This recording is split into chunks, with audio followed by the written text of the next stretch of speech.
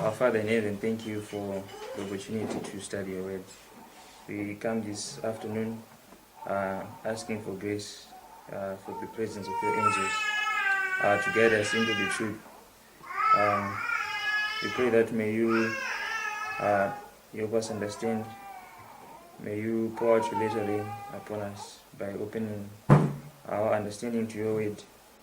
We pray that may you help us in these remaining days to seek more of you, to pray more, and to study your word more. We pray that may these meetings be a blessing, and when all has been said and done, may glory be given unto you. In Jesus' name, amen. Amen.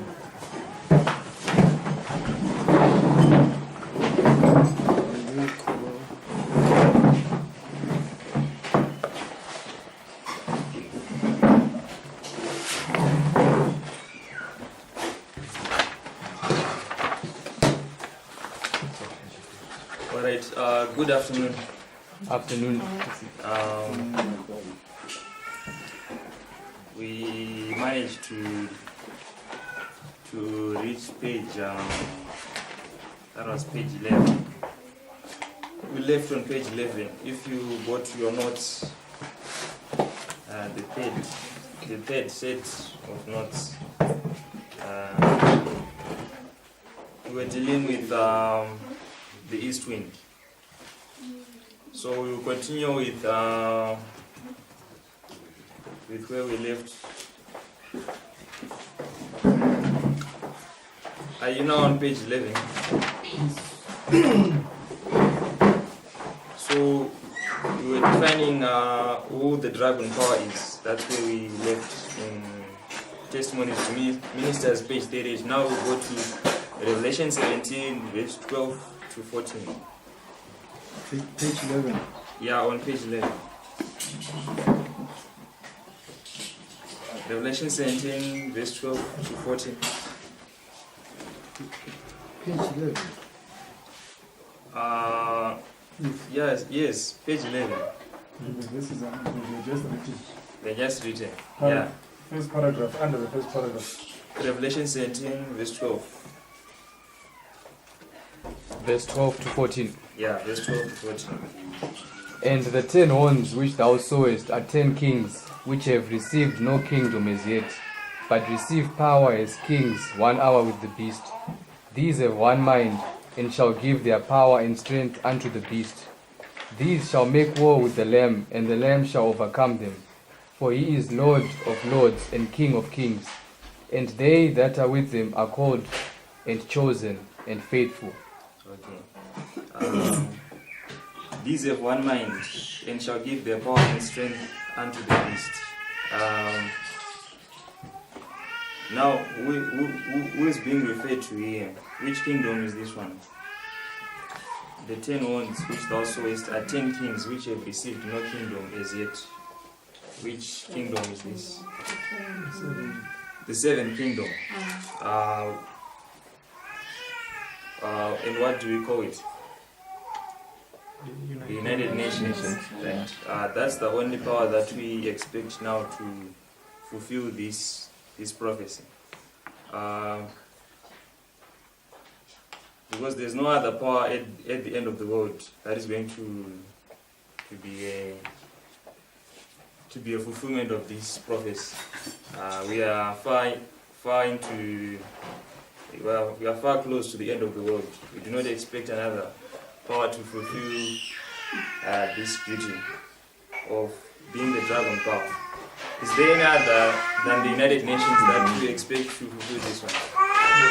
No, right? So we expect this one to be the next kingdom of Bible prophecy after the United States, right? Yes. Just a moment.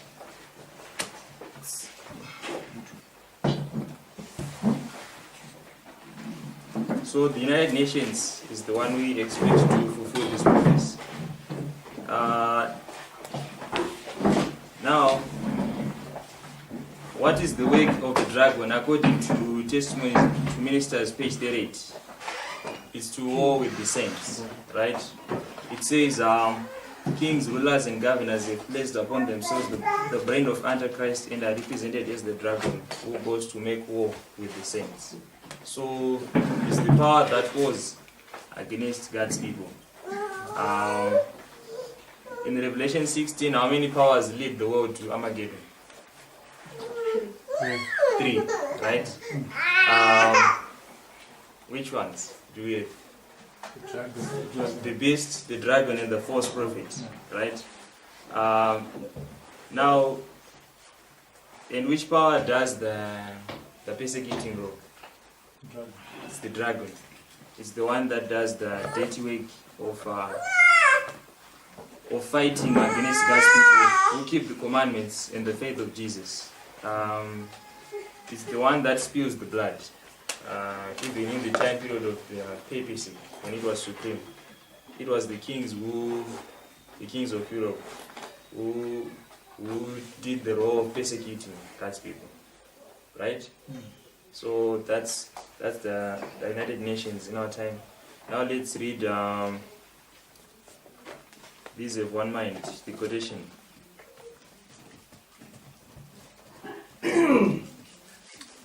You can read it if you find it. Okay. These have one mind. There will be a universal bond of union, one great harmony, a confederacy of Satan's forces, and shall give their power and strength unto the beast. Thus it manifested the same arbitrary, oppressive power against religious liberty, freedom to worship God according to the dictates of conscience, as was manifested by the papacy, when in the past it persecuted those who dared to refuse to conform with the religious rites and ceremonies of Romanism. Yeah, keep going. In the warfare to be waged in the last days, they will be united in opposition to God's people. All the corrupt powers that have apostatized from the allegiance to the law of Jehovah. Okay, so who is going to come against God's people? All those are in apostasy. All the corrupt powers that have apostatized from allegiance to the law of Jehovah, they are going to come against God's people. Keep going. In this warfare, the Sabbath of the fourth commandment will be the great point of issue. For in the Sabbath commandment, the great lawgiver identifies himself as the creator of the heavens and the earth. Amos 24, 1891, page 4 to 6. Circulations of Great Controversy, Volume 4, January 1, 1891. The Manuscript Releases, Volume 1, page 297.2 to 297.3. Alright, that's fine. Let's read the following verses. There's Revelation 13, verse 2. Revelation 13, verse 2. Anyone who gets there can read it. Revelation 13 verse 2. And the beast which I saw was like unto a leopard, and his feet were as the feet of a bear, and his mouth as the mouth of a lion. And the dragon gave him his power, and his seat, and great authority. Okay. So here we have 3 powers. We have the dragon power. And then you have the beast, which I saw like unto a leopard. Which beast is this one? The babies, The babies. It gets power from who? the 10 kings. From the dragon. The dragon gave him his power and his seat and great authority. This is the historical fulfillment of this prophecy. Who knows when the power was given to the babies? 538. What about the seat? 330. What about the great authority? 533. So 533. Yes. So that's in the past. It's going to be repeated when you get to the end of the world. The purpose is going to be given these things when it comes the second time. Daniel 8 verse 12. Says, Daniel 8 verse 12. and an host was given him against the daily sacrifice by reason of transgression. And it cast down the truth to the ground, and it practiced and prospered. Okay. What's an host? What's this host that is being referred to? it's an army, right? It's a civil power. Yes. And host was given him from the daily. And then host was given him from the daily. I hope we went through this, right? Because I don't think I have time to explain why I'm saying it like this. But what I'm trying to say is the purpose receives civil power by reason of what? Transgression, right? What is this referring to? The coming together of church and state, right? It's being referred to as transgression, and then it cast down truth to the ground, and it practiced and prospered. 11 verse 31. 11 verse 31.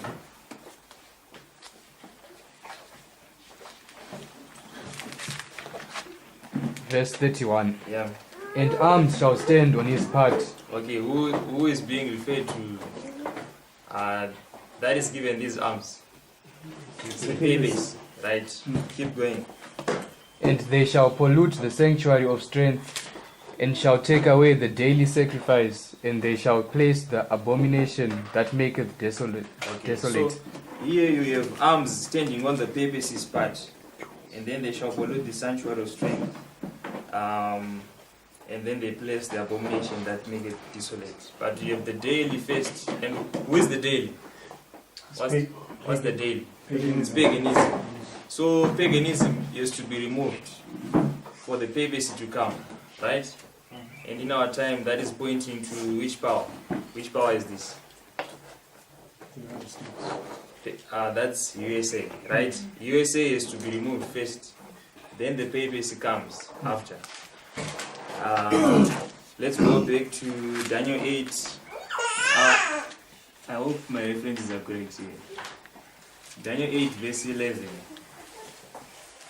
Or maybe it's 11:24. I'm not sure what's happening here. There's a typo in my notes. Okay, you can go to 11:24.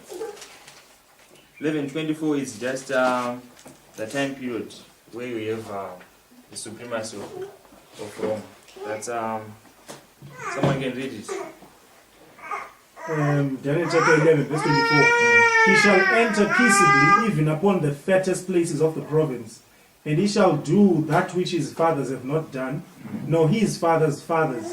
He shall scatter among them the prey and spoil, and riches, yea, and he shall forecast his devices against the strongholds, even for a time. Okay. The part that we are going to look at is the forecast of the devices against the strongholds, even for a time. Who is being referred to? It's the king of the north. It's the king of the north. It's Rome. It's Rome. What's the time? It's a year. It's a year, which is also 360 days. 360 Yes. 360 years. That's the time period for the reign of pagan Rome, right? Yes. This is just some references to do with pagan Rome. Now we go to another section now. Now let's read the next quotation. The next quotation, 1888 material. Yeah, 1888 material. 1888 material, page 804, paragraph 3. God has given the messages of Revelation chapter 14 their place in the line of prophecy, and their work is not to cease till the close of this earth's history. The first and second angels' messages are still truthful this time, and are to run parallel with this which follows. The third angel proclaims his warning with a loud voice. After these things, said John, I saw another angel come down from heaven, having great power, and the earth was lightened with his glory.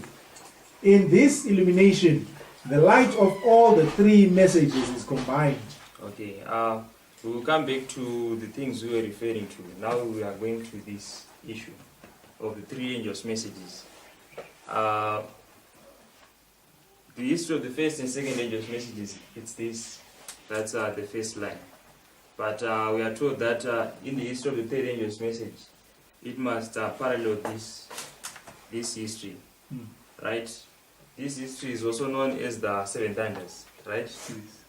And the seven thunders are also fulfilled in our time, because they were also referred to as future events which get disclosed in their order in our time period. This was also the fulfillment of the parable of the 10 virgins, right? Are we together? Yes. But this is going to be the perfect fulfillment of the parable of the 10 virgins when you get to our time period. Now, then she is talking to the issue of, in the light of the third angel's messages, we have all three messages being combined. Now, what we do is, I'll use this as a figure. This is the Millerite history. It's a figure, right? Are we together? Yes. It's a figure. But we are going to take some things from this line and then explain some things here. This is 1840 to 1844. Which temple was being cleansed from 1840 to from this history? This history. Protestant temple, right? It's the Protestant temple. But let me do it this way. And then which temple gets cleansed the second time? The Millerite temple. Now, but when you are in our time period, let me refer to this. I said this is a figure, right? But Miller's 10th rule says what concerning figures? It may have more than one meaning. Yes, they may have more than one meaning, right? So one thing that gets taught in these histories, okay, I had not written it here. It's here. There you go.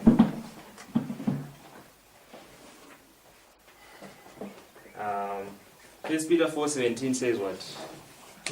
Judgment must begin. Yes, judgment begins with the house of God. Who was the house of God first in this history? It's the Protestants. And then after the Protestants, we have the Millerites. Right. Let me remove this. So we are using this history to teach something. We are teaching the two temple cleansings. So this is the first to do with the Protestants. So you have 3 steps to the shut door, right?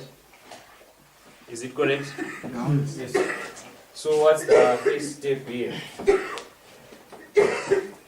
What's the first step here? Empowerment of the first angel. Empowerment of the first angel's message. Go to Revelation 10. Revelation 10. And read verse 2 or verse 1 and 2. Revelation 10, verse 1 and 2. Yes, verse 1 and 2. And I saw another mighty angel come down from heaven, clothed with the cloud, and a rainbow was upon his head, and his face was as it were the sun, and his feet as pillars of fire. And he had in his hand a little book open, and he set his right foot upon the sea, and his left foot on the earth. Okay, he has what? A Little book open. I'll just try to draw it. This is the book that is open. And then, but we are going to read something for the purpose of this. Let's read this quotation concerning the issue of the little book. Just a moment. Okay. So we will mark 2 things here. By eating it, right? If we eat God's word, what happens to us? We get combined with You divine it. You become partakers of the divine nature. And then Revelation 10, verse 2 talks about this little book, which means God's people in this time period were supposed to what? To eat that little book. And then they have divinity and humanity. This is the first test before you get to the second, right? Now, when you get to the second, you have a visual test. That's the production of this chart. And then you get to the third test. That's the arrival of the second angel's message. And then the shadow is illustrated here. Those who reject the first angel's message cannot be benefited by the what? By the second. Now let's go to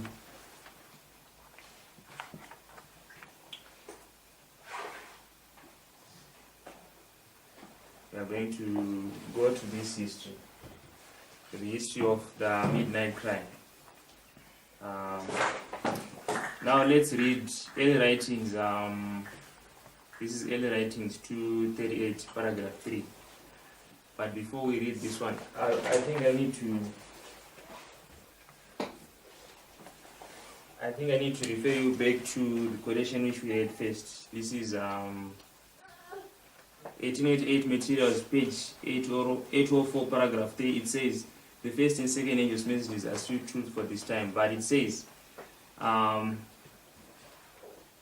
in this illumination, the light of all three messages is combined. We are going to teach something from this quotation, but we are referring to this history first.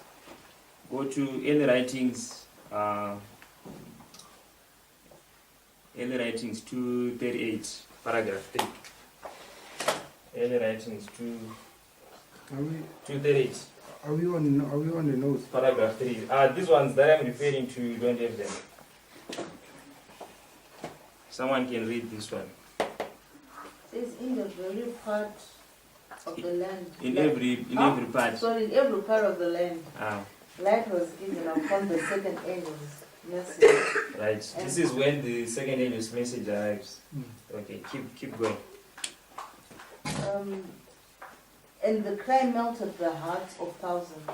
It went from city to city and from village to village until the waiting people of God were fully aroused. In many churches, the message was not permitted to be given, and a large company who had the living testimony left these fallen churches. A mighty work was accomplished by the midnight cry. The message was heart-searching, leading the believers to seek a living experience for themselves. They knew that they could not live upon one another. Okay, read the next paragraph. The saints anxiously waited. Okay, fine, that's enough. There is a point which says that in a large company we had the living testimony left these fallen churches. So you have living testimony in this history. This is during the history of the midnight cry. That's the second test. And then there is a place where she says that they were not using scriptural arguments to witness to the people who were in this history. They were just coming because of the living testimony. They joined the Mennonite movement. But if you do this, we are getting to another issue here. We refer to these as fractals, right? We know fractals. Fractals. There are people in this class who know fractals. So we are going to ask them questions, right? What's a fractal? I don't know.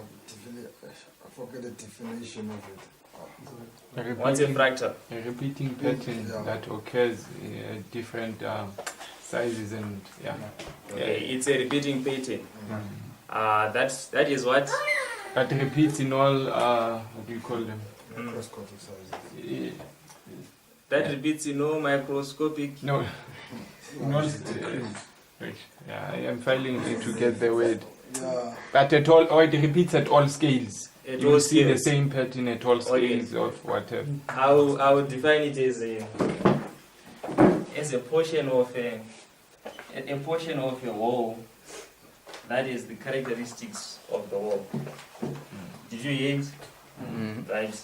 Or a portion of a wall that possesses the characteristics of the wall. Let's say this is the history of the three angels. 1, 2, 3. Right? This is the history of the three angels, right? But let's read Revelation 14, verse 8. Revelation 14, verse 8. Someone can read it. Revelation 14, not verse 8, but verse 6. Verse 6, Yeah, verse 6 and 7. 6 and 7. Mm. And I saw another angel fly in the midst of heaven, having the everlasting gospel to preach unto them that dwell on the earth, and to every nation and kindred and tongue and people, saying with a loud voice, Fear God and give glory to him, for the hour of his judgment is come, and worship him that made heaven and earth and the sea and the fountains of waters. Okay, fine. In the history of the first angel's message, what do you have? What do you have? We have the three applications. We have three steps, which Three are, steps. what are the fear three God. steps? Fear Fear God, God keep and give him glory, judgment. for the hour of his judgment is come. Right? This is the first angel's message. But now, do you have these characteristics in the three angels as a whole? You have them. In the history of the first angel's message, that's the fearing God. But in the history of the second angel's message, the Millerites glorify God. They did. That's the midnight cry. Yeah. Then the judgment, that's the third angel's message. That's the arrival of the third angel. Yeah. But we read which verse? The history, we read verse 6 and 7, which is Revelation 14, verse 6 and 7. But it's including what? The attributes of the three angels' messages. Are we together on that? Yes. Are we together at the back? Right. So you have this illustrated in the history of the three angels. So that's what we call an illustration of a fractal, right? You have three attributes of the three angels' messages just in the first angel. Are we together? Yes. Right. Now, that's what we are doing here. That's what we are doing here. So, we have divinity and humanity as an attribute of this first step, right? And then you have the visual test. What happened soon after the chart was produced? The churches began to close the door to the message. That's the closed door. Now you get to the history of the second angel's messages. Because here the second angel arrives. But what do you have in this history? The second angel comes down, right? Now let's go to your notes. Go to page. This must be page 1. Go to page 1.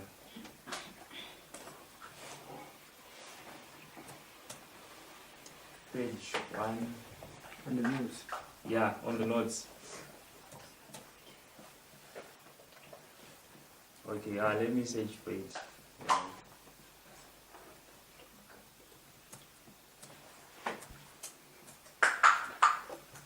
It's page 5. It's page 5 on my notes. Is it the same page? Page 5. Yeah. What are we looking for? Now we are going to read. We will read. We will read the last two quotations there on page 5. Jesus commissioned. Yeah, Jesus commissioned. Jesus commissioned the mighty angel to descend and warn the inhabitations of the earth, the inhabitants of the earth, to prepare for his second appearing. As the angel left the presence of Jesus in heaven, An exceeding bright and glorious light went before him. I was told that his mission was to lighten the earth with his glory and warn men of the coming wrath. Early Writings, page 245, paragraph 2. Okay, fine. This is the mighty angel which descends here. It's a mighty angel. But it also is the attribute of lightening the earth with its glory. It lightens the earth with its glory. Now read the next paragraph. This is the history of, if you are reading this, it's actually the first angel. Now let's read the second one, the second angel. That's the following paragraph. Read it. Another mighty angel was commissioned to descend to the earth. Jesus placed in his hand a writing, and he came to the earth. He cried, "Babylon is fallen, is fallen." Then I saw the disappointed ones raise their eyes to heaven, looking with faith and hope for their Lord's appearing. Okay. Early Writings, page 247, paragraph 1. Which angel is this one that we just read? Second. The second angel. Why do we say it's the second angel? Babylon Guys, is fallen. Babylon is fallen, is fallen. Yes, he cries, Babylon is fallen. Babylon is fallen. But what are the other characteristics? Yeah, there's a disappointment. And there's also what? There is waiting. There is an handwriting. Jesus placed in his hand a writing. A writing. Right? This one is a writing. So just note it down. But the first angel is a what? A little book. The second angel is a writing. Now we go to this issue. We have read about the living testimony, right? In the issue of the midnight cry. Are we together?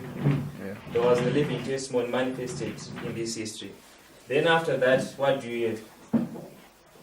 On October 22nd, the door was shut. Right? Wasn't the door shut in 1844? It was. Now, but there is also another attribute of the history of the midnight cry. Now read Early Writings, page 248, paragraph 1. That's the next page. Anyone who has the notes? Early Writings 248.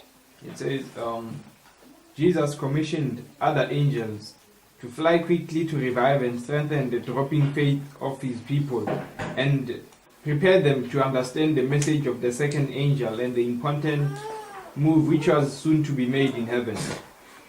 I saw these angels receive great power and light from Jesus and fly quickly to earth to fulfill their commission to aid the second angel in his work. A great light shone upon the people of God as the angels cried, "Behold, the bridegroom cometh, go ye out to meet him." Alright, question. What's the difference between this mighty angel and this mighty angel in the empowerment of the second angel? What's different? Yeah, what's the difference? Between They are missions? many angels. The history of the midnight cry, that's what we are reading here. Yeah. What's the difference between these angels? The first, the second, and the one which empowers the second? There's a plural mention, multiples of angels. Yes, it's a plurality of angels. These are just angels. But when you get to the midnight cry, it's a what? It's a plurality of angels. What that means is it's no longer one person doing the work, right? Or a few individuals, because angels are a symbol of people who are doing the work, right? We know that, right? So in this history, everyone was running with the midnight cry, right? Just keep that in mind. Thousands of voices. Yeah. Now let's go to the application of these things. So we are going to do it this way.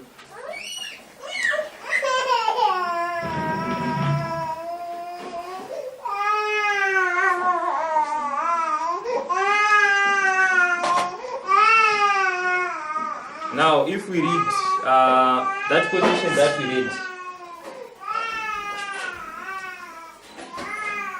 that when you get to the history of the third angel's message, beginning 1989,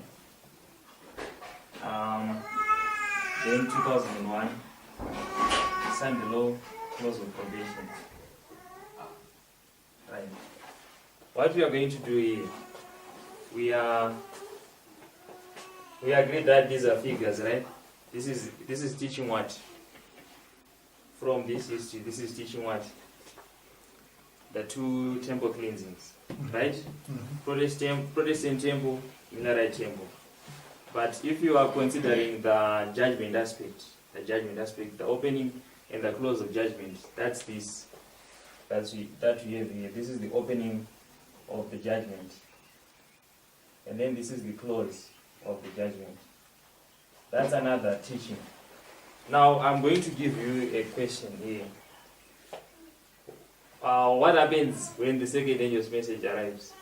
In terms of the parable of the 10 virgins, what happens? There's a turning time. Now, but if you are teaching this in terms of our time period, where is the turning time if you are here? If you are taking it straightwards or parallel? It's parallel lines. Where is the turning time? If we say here the disciples, the virgins are disappointed, and then they get to the turning time. Are you supposed to put the turning time here? No. Why no? If you say this is now the turning time, what have you just done? You have moved the waymarks, right? Because you are placing the turning time here, the sun below. So what are you supposed to do in terms of understanding the 10th rule, which says figures have more than one meaning? So we are supposed to place the turning time, the arrival of the second angel. 2001, right? That's where you would mark the turning time. So if you place the turning time here, what does that mean in terms of the history of the angels? This would be the arrival of the what? The second angel. Right. So, but what do we have here? What do we have here? A divine symbol coming down, right? So that's the divine symbol coming down. And what else do we have? According to what we have written here. Disappointment. Yeah, disappointment. And also what do we have? You have a writing, yes. And what else? What else? We have the words of the angel of Revelation 14 verse 8. We have Babylon is what? Is fallen. So you take those words and put them in. Right? So that's the arrival of the second angel. Now, if you read, let's go back to our notes. I think we need to refer to something else here. Let's go to, this is now,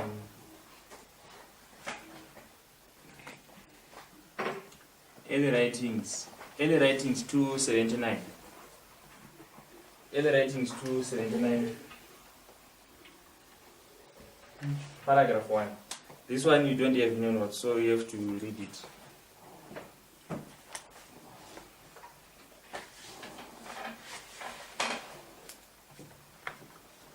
It says, I was pointed down at the time when the third angel's message was closing.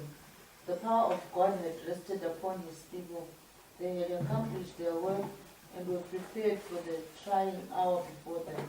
they had received the latter rain, or the refreshing from the presence of the Lord, and the living testimony had been revived. The last great warning had sounded everywhere, and it had stirred up and enraged the inhabitants of the earth who would not receive the message. Okay, so what's the history of the closing of the third angel's message? Hello? What is the history of the close of the third angel's message? This is the third angel who arrives. Okay, what's the history of the close of the third angel's message? It's our history. And then she says, I was pointed to what? To the time when the third angel's message was closing. The power of God had rested upon his people, and then it says they had received the letter in the refreshing from the presence of the Lord, and the living testimony had been what? Revived. So you also have the living testimony in this history.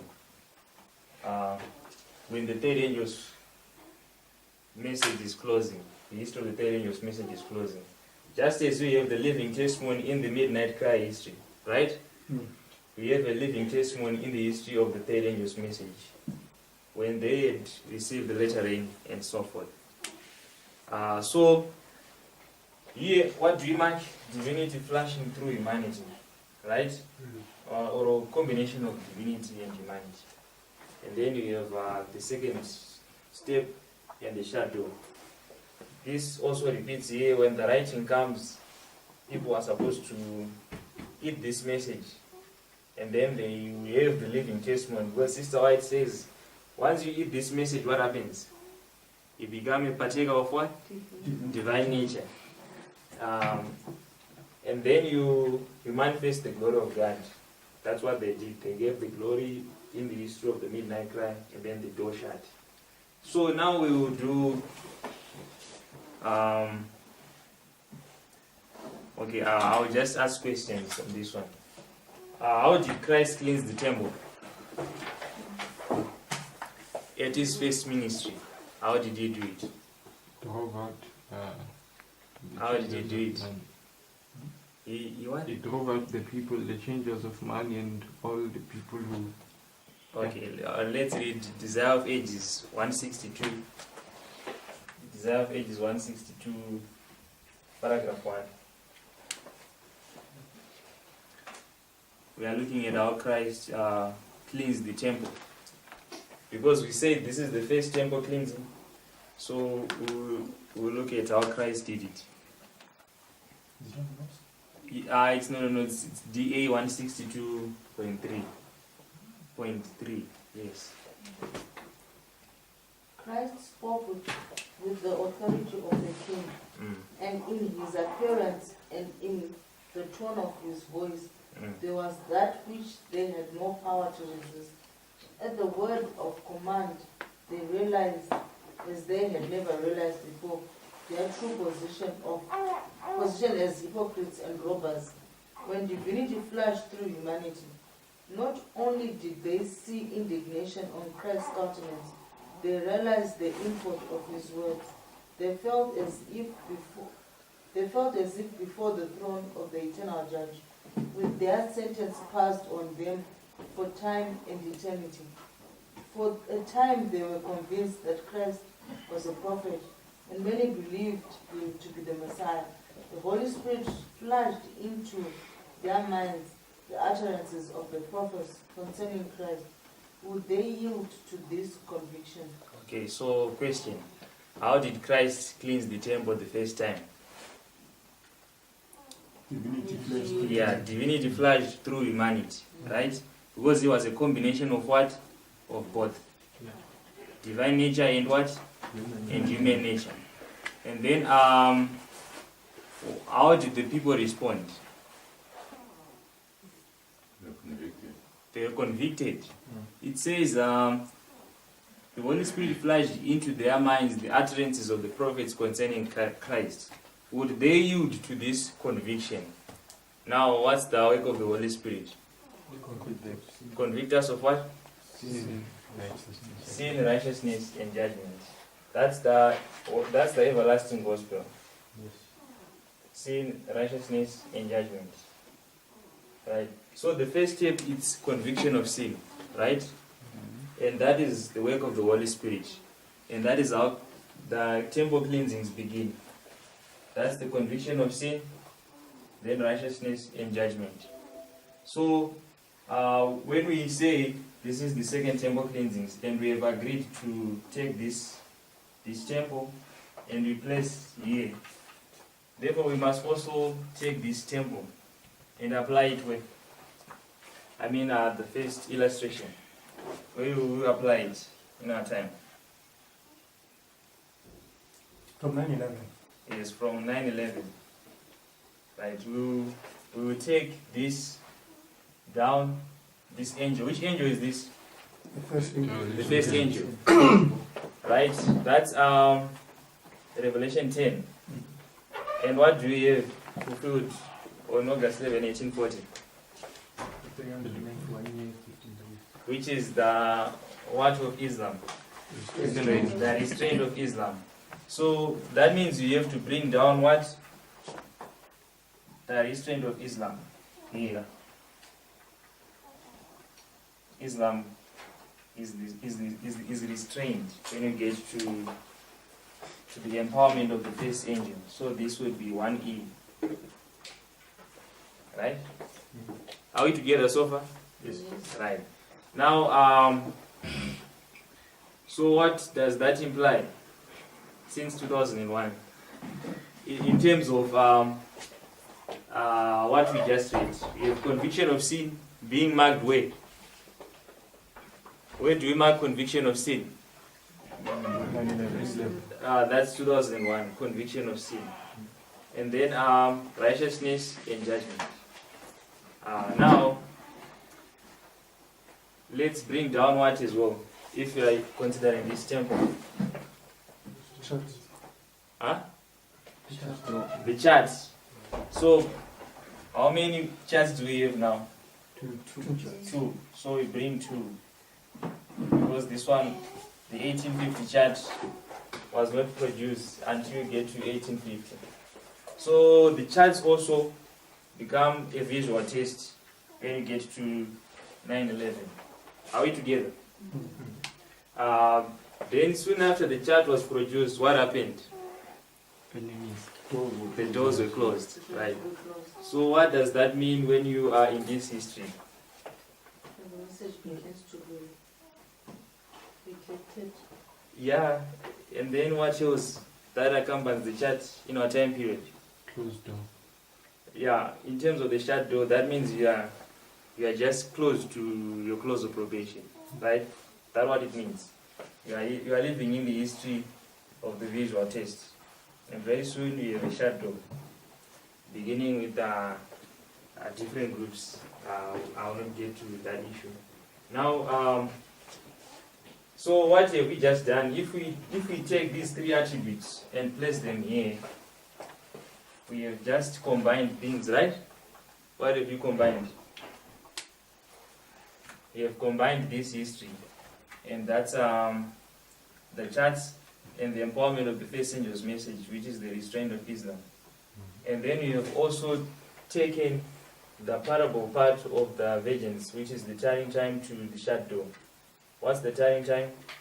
The arrival of which angel? The second angel. So we have the second angel, and you also have midnight cry and the shut door. That's something that goes in this history. So we have combined the messages. Once we have done this, let's read. Let's read. What's this? The quotation 1888 materials. It says oh,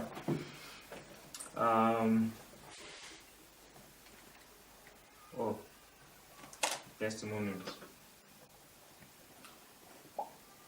I had read it before. It's just a confirmation.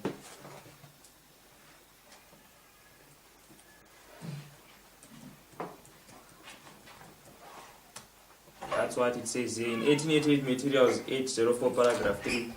After these things, said John, I saw another angel come down from heaven, having great power, and the earth was lightened with his glory. In this illumination, the light of all three messages is combined. So that's where we have the issue of combining the messages. We are combining which messages?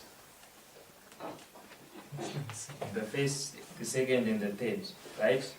The third is running through history, but when you get here, it's an empowerment of the third angel's message. But this is also the arrival of the second angel. This is also the empowerment of the first angel. So we have all angels are illustrated when you get to this way, man. So 9/11 has many things. Are we getting it? But now we have to continue on. We will read. I started at 12:48, so I'm just left with I think it's 7 minutes. 7 minutes. Let's read Review and Hear Out. Review and Hear Out, August 1989. If you go to your notes, this is where we are now going. Go to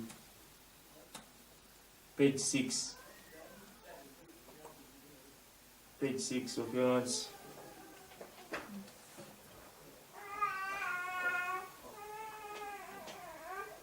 Are we there? Someone can read the first quotation. Page 6. Yeah, on page 6. It's page 6, the last quotation. Yeah. How comes the word that I have declared that New York is to be swept away by a tidal wave? This I have never said. I have said, as I looked at the great buildings going up there, story after story, what terrible scenes will take place when the Lord shall arise to shake terribly the earth. Then the words of Revelation chapter 18, verse 1 to 3 will be fulfilled. The whole of the 18th chapter of Revelation is a warning of what is coming on the earth, but I have no light in particular in regard to what is coming on New York. Only that I know that one day the great buildings there will be thrown down by the turning and overturning of God's power. From the light given me, I know that destruction is in the world. One word from the Lord, one touch of his mighty power, and these massive structures will fall. Sins will take place, the fearfulness of which we cannot imagine. Review and Herald, July 5, 1906, paragraph 14. All right. We will read the next paragraph. Read the second quotation. So this is what you're saying is the fulfillment of Revelation 18. This is 1 to 3. Now read the next paragraph. Many who heard the first and second angels' messages, thought they would live to see. Many who heard the first and second angels' messages thought that they would live to see Christ coming in the clouds of heaven. Had all who claimed to believe the truth acted their part as wise virgins, the message would ere this have been proclaimed to every nation, kindred, tongue, and people. But 5 were wise and 5 were foolish. The truth should have been proclaimed by the 10 virgins, but only 5 had made the provision essential to join that company who walked in the light that had come to them. The third angel's message was needed. This proclamation was to be made. Many who went forth to meet the bridegroom under the messages of the first and second angels refused the third angel's message, the last testing message to be given to the world. 16 MR 269, paragraph 3. Okay, next paragraph. A similar work.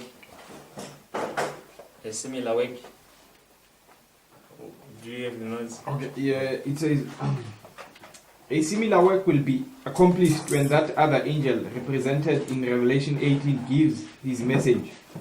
The first, second, and third angels' messages will need to be repeated.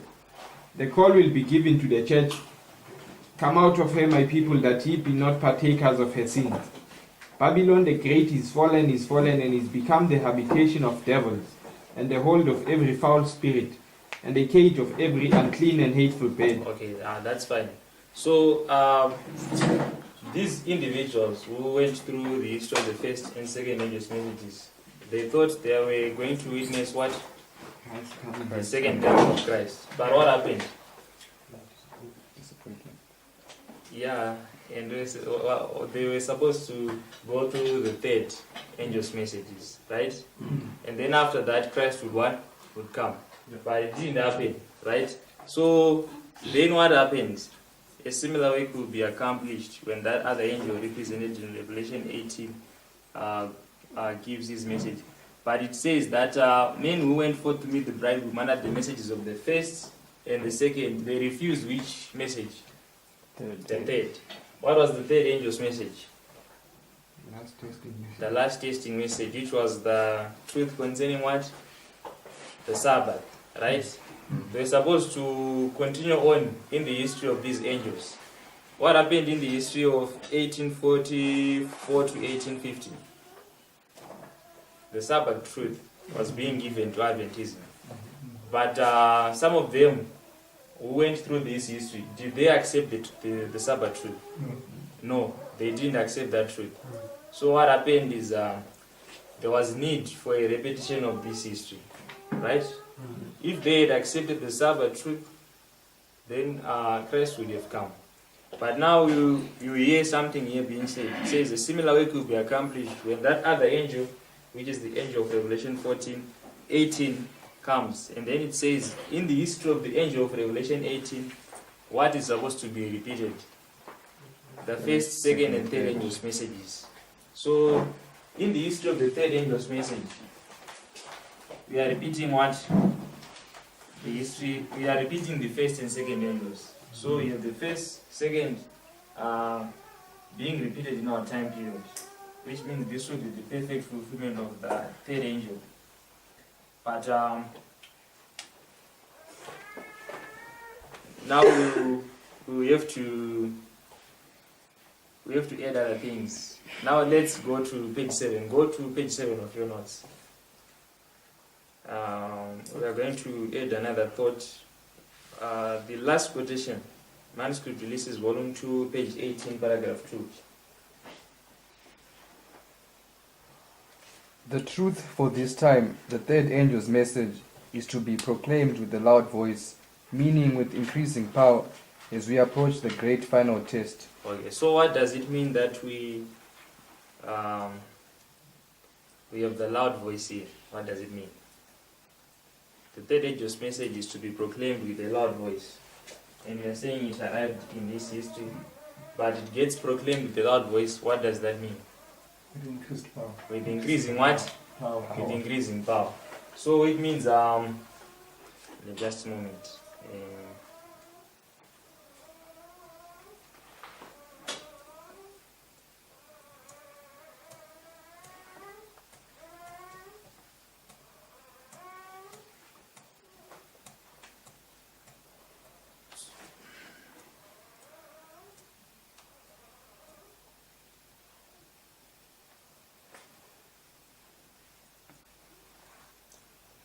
Okay, so that means there is progression there.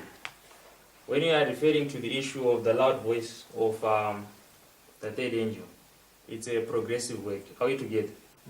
The loud cry, it's a progressive giving of the loud cry. As the light increases, step by step, that's the increase of the power. Let's also read, go to, this is now page 3, but let me search it for you. I have my notes and your notes, they are different.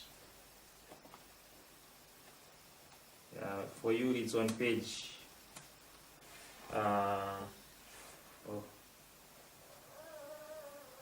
just a moment.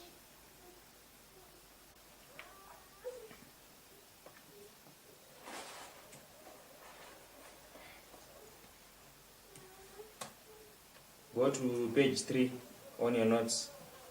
Page 3. I think this is the last reference. Page 3. Read the next quotation after the one which talks about the increase in power.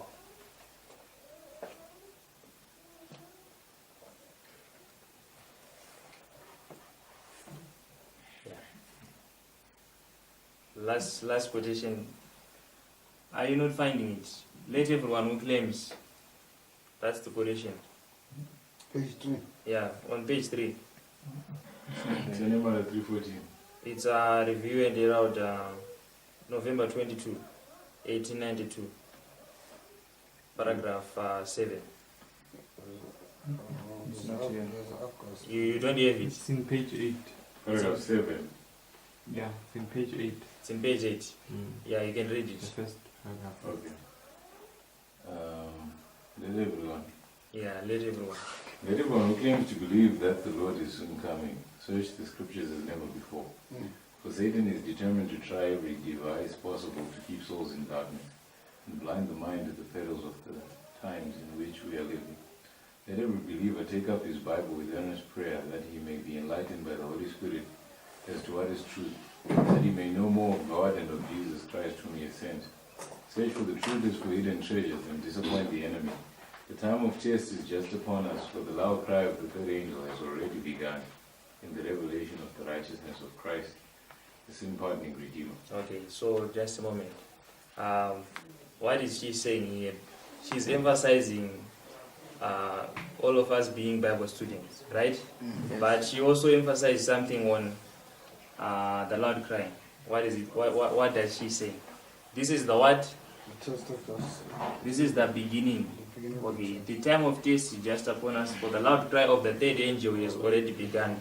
In which year are you in this quotation? 1892. You are in 1892.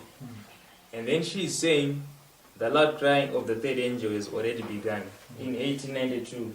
That's after 1844. But she's saying the beginning of the light of the angel. She's saying the loud cry of the third angel has already begun. So what is she saying concerning the loud cry? It's the increase of light, right? It's not a point in time, it's a progressive issue. During the increase of knowledge that is happening in the history of God's people. Then she says this is the beginning. Continue reading. Yeah. It says, this is the beginning of the light of the angel whose glory shall fill the whole earth. Yes. For it is the work of everyone to whom the message of warning has come to lift up Jesus, to present him to the world as revealed in types, as shadowed in symbols, as manifested in the revelations of the prophets, as unveiled in the lessons given to his disciples, and in the wonderful miracles wrought for the sons of men. Search the scriptures, for they are they that testify of him. Okay. So when did the angel of Revelation 18 start to be empowered? If we are considering this quotation. 1888. Right. So in 1888, God was trying to give power to each message. The third angel. But what happened? That was the message of who? John's and Wagner. What do we do to that light? As a church, we shut it down, right? So it was not able to be an empowerment of the third angel's message, right? Because God's people rejected that increase of light. It was an attempt to empower the third angel's message. Are we together? That was in 1888. But God's people were not willing to accept the message of the latter rain in 1888. That was an attempt by God to empower the third angel's message. But God's people didn't accept that light. They shut it down. So as a result, it didn't do its purpose. It failed. So now he is attempting to do the same thing when we get to our time period. God has empowered the third angel's message in 2001, right? Are we together? Yes. So, but this one is going to be There's no- shutting down. This is not going to be shut down. There's not going to be shut down. Why is he saying so? Why is he saying so? We're living in a complete fulfillment of the history of the past, which is our pioneers' history. So we are the fulfillment. We see it line upon line. So everything is revealed, and we see the messages from 1989 till this time. They've been fulfilling according to His order. We have a number of witnesses to this way, man, as the beginning of the empowerment of the third angel's message. So based on that, that means this movement is the last movement, right? That is going to finish the work and go home, right? So if we are willing to participate with the Lord, we are going to do this work of finishing the third angel's messages. So this is the history of the letter rain, repetition of 1888, all over again. Are we together? Can someone pray?